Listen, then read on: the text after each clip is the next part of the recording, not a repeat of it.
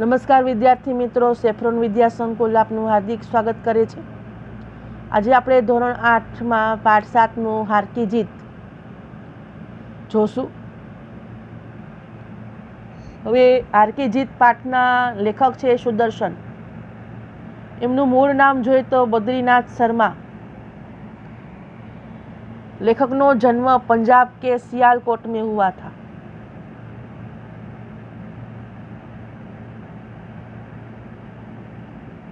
प्रस्तुत कहानी में वार्ता में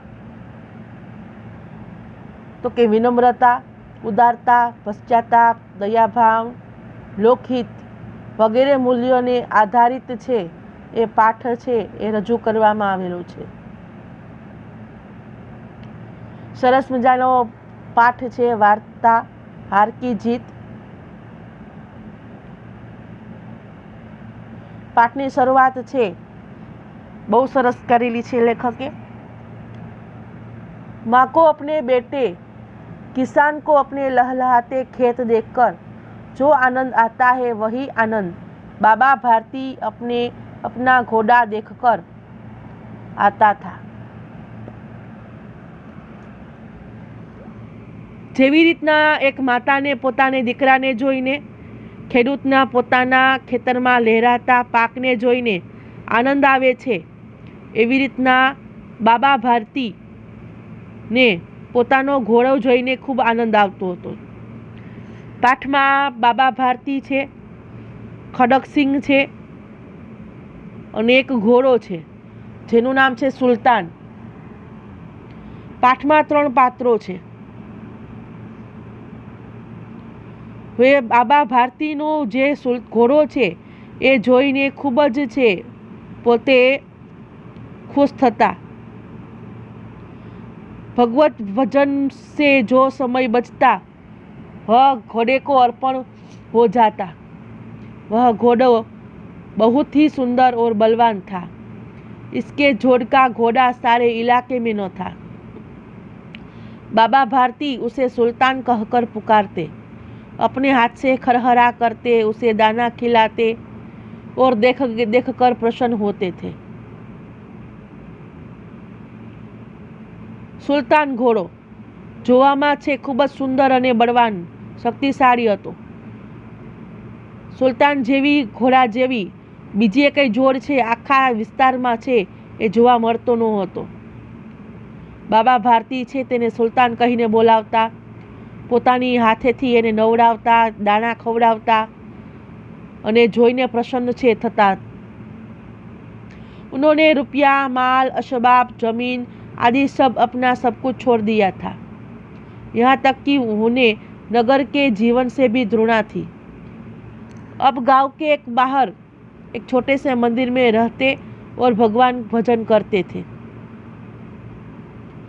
बाबा भारतीय छे रुपया, पैसा, बधी वस्तुओं, जमीन जायदाद आ बधुं छे ए छोड़ी दीधुं हतुं अने अहींया सुधी एने થઈ ગયું કે તેને નગરના શહેરી જીવનથી પણ છે નફરત હતી।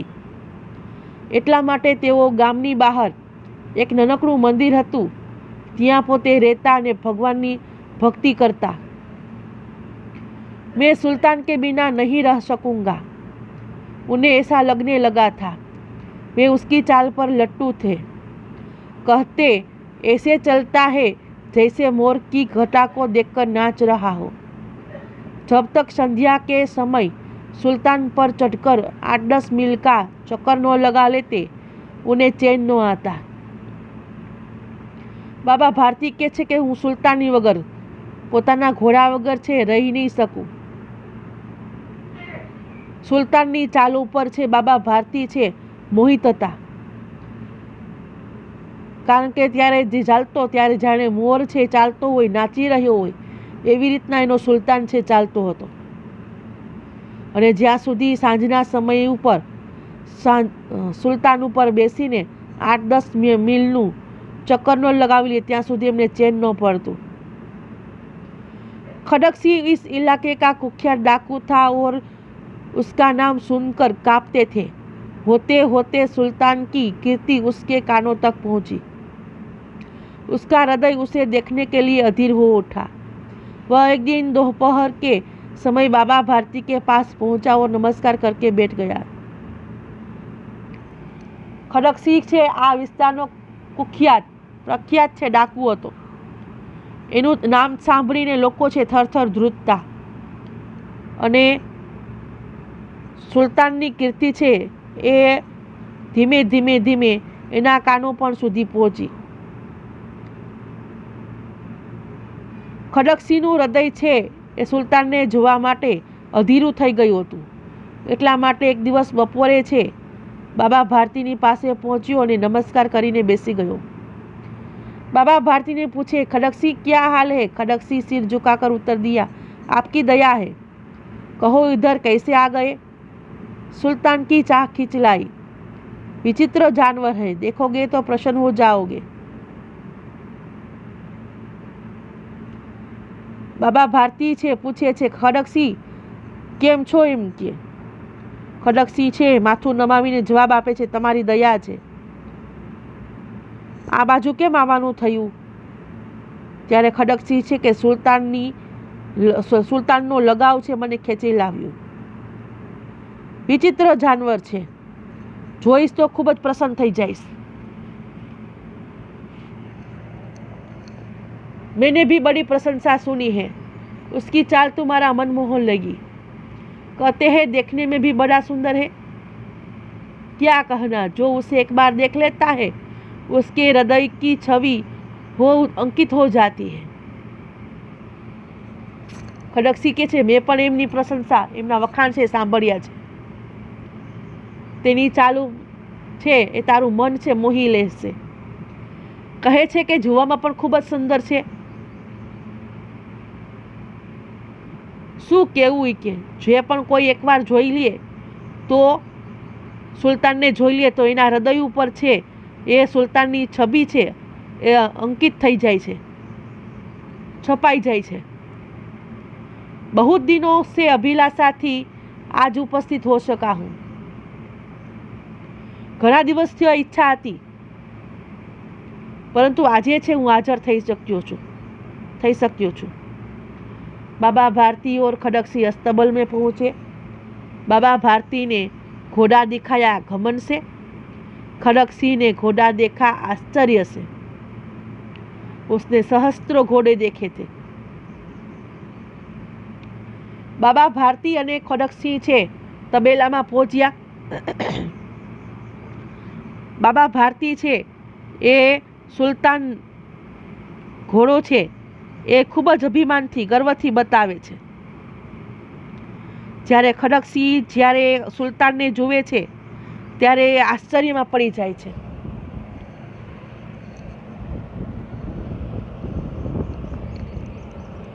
ખડગસિંહે હજારો ઘોડા જોયા હતા પરંતુ આવો ઘોડો છે એમને ક્યારેય જોયો હતો નહીં। હજારો ઘોડા જોયા હતા પણ આવો ઘોડો ક્યારેય જોયો નહોતો। આજે आवो घोड़ो छे एनी सामेथी क्यारे पसार थयो नहोतो। सोचने लगा कि भाग्य की बात है ऐसा घोड़ा खड़गसिंह के पास होना चाहिए था। इस साधु को ऐसी चीजों से क्या लाभ? खड़गसिंह विचारवा लागे छे कि आवो घोड़ो तो मारी पासे होवो जोईए, आवो घोड़ो तो मारी पासे होवो जोईए। आ साधु ने घोड़ा की शू जरूरियात? कुछ देर तक आश्चर्य से खड़ा रहा। इसके पश्चात उसके हृदय में हलचल होने लगी। बालकों की सी अधीरता से बोला, परंतु बाबा जी इसकी चाल न देखी तो क्या? सुल्तान ने जोईने पोते आश्चर्यमां थई गयो, नवाई पामी गयो अने ए दरमियान छे एना हृदयमां एक अलग प्रकारनी हलनचलन थवा लागी अने जेवी रीतना बाळकोमां अधीराई होय एवी अधीराईथी छे ए खड़गसिंह बोले छे कि बाबाजी के आनी चाल नो जोव तो शू कामनु? बाबाजी भी मनुष्य ही थे। अपनी वस्तु की प्रशंसा दूसरे के मुख से सुनने के लिए उनका हृदय अधीर हो गया। बाबाजी मानस ज हता, मानस ज हता। एनुं मन छे ए सुल्तानना वखाण सांभळवा माटे अधीरुं बनी थई गयुं छे। घोड़े को खोलकर बाहर ले गए। घोड़ा वायु वेग में उड़ने लगा। घोड़े की चाल देखकर उसके हृदय पर शाप लौट गया। बाबा भारती घोड़ा पर बेसीने खोलीने बहार लई गया। घोड़ो छे पवननी जेम उड़वा लाग्यो। घोड़ानी चाल जोईने खड़गसिंहना हृदयमां तो ईर्ष्या आवी गई। वह एक डाकू था। जो वस्तु उसे पसंद आ जाए उस पर वह अपना अधिकार समझने लगता था। खड़गसिंह छे एक डाकू हतो। एने कोई पण वस्तु पसंद आवे एना पर पोतानो अधिकार छे ए समझी लेतो हतो। उसके पास बाहुबल था और आदमी थे। जाते जाते उसने कहा, बाबा जी, यह घोड़ा आपके पास न रहने दूंगा। जाता जाता खड़गसिंह के छे बाबा भारती ने के हूँ आ घोड़ो तमारी पासे रेवा दईश नहीं। बाबा भारती डर गए। अब उन्हें रात की नींद न आती। सारी रात अस्तबल की रखवाली में कटने लगी। प्रतिक्षण खड़गसिंह का डर लगा रहता था। परंतु कई महीने बीत गए और वह न आया। यहाँ तक कि बाबा भारती भी कुछ असावधान हो गए।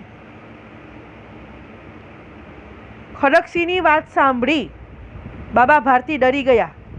હવે તેમને રાતના ઊંઘ આવતી નહોતી। આખી રાત છે તબેલાની ચોકીદારી છે એ કરવામાં વીતી જતી। દર પડે એવું લાગતું, દરેક ક્ષણે એવું લાગતું કે ખડગસિંહ છે એમનો ડર લાગતો હતો। અને આ વાતને કેટલાય મહિના વીતી ગયા પણ તે ન આવ્યો। અહીંયા સુધી કે બાબા ભારતી પણ થોડાક છે असावधान थई गया।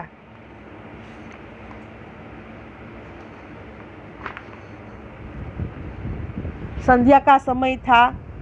बाबा भारती सुल्तान की पीठ पर सवार होकर घूमने जा रहे थे। इस समय उनकी आंखों में चमक थी, मुख पर प्रशंसा। कभी घोड़े के शरीर को देखते, कभी उसके रंग को, और वह मन में मन फूले न समाते थे। सांजनो समय हतो। बाबा भारती सुल्तान पर बेसीने सवार थईने फरवा जई रह्या हता। ए समये तेनी आंखोमां चमक हती, मोढा पर प्रशंसा हती। क्यारेक क्यारेक ते पोताना घोड़ाने जोता, क्यारेक तेना रंगने जोता अने मनमा ने मनमा छे ए पोते खुश थता हता। सहसा एक ओर से आवाज आई, ओ बाबा, इस कंगले की सुनते जाना। अचानक एक बाजूथी अवाज आव्यो, अरे बाबा, ई के आप भिखारीनी बात सांभळता जाओ ने। आवाज में करुणा थी। बाबा ने घोड़े को रोक लिया। देखा एक अपाहिज वृक्ष की छाया में पड़ा कराह रहा था। बोले, क्यों, तुम्हें क्या कष्ट है? आवाज में दया हती। बाबाए भारतीए घोड़ाने ऊभो राख्यो अने जोयुं के एक अपंग छे झाड़ नीचे पड़ीने कळसी रह्यो हतो अने बोल्या, बाबा भारती के भाई तने शुं तकलीफ छे? अपाहिज ने हाथ जोड़कर कहा, बाबा, मैं दुखियारा हूँ, मुझ पर दया करो। रामावाला यहाँ से 3 मील दूर है, मुझे वहीं जाना है। घोड़े पर चढ़ा लो, परमात्मा भला करेगा। अपाहिजना स्वरूप में आवेल खड़गसिंह छे ए हाथ जोड़ीने कहे छे के हूँ दुखियारो छुं के तमे मारा पर दया करो। के रामावाला गाम छे અહીંથી 3 मील छे दूर छे, मारे त्यां जवुं छे। घोड़ा पर बेसाड़ी लो, भगवान तमारुं भલું करशे। बाबा भारती पूछे छे खड़गसिंह ने, वहाँ तुम्हारा कौन है? दुर्गादत्त वैद्य का नाम तो सुना होगा, उनका सोतेला भाई हूँ।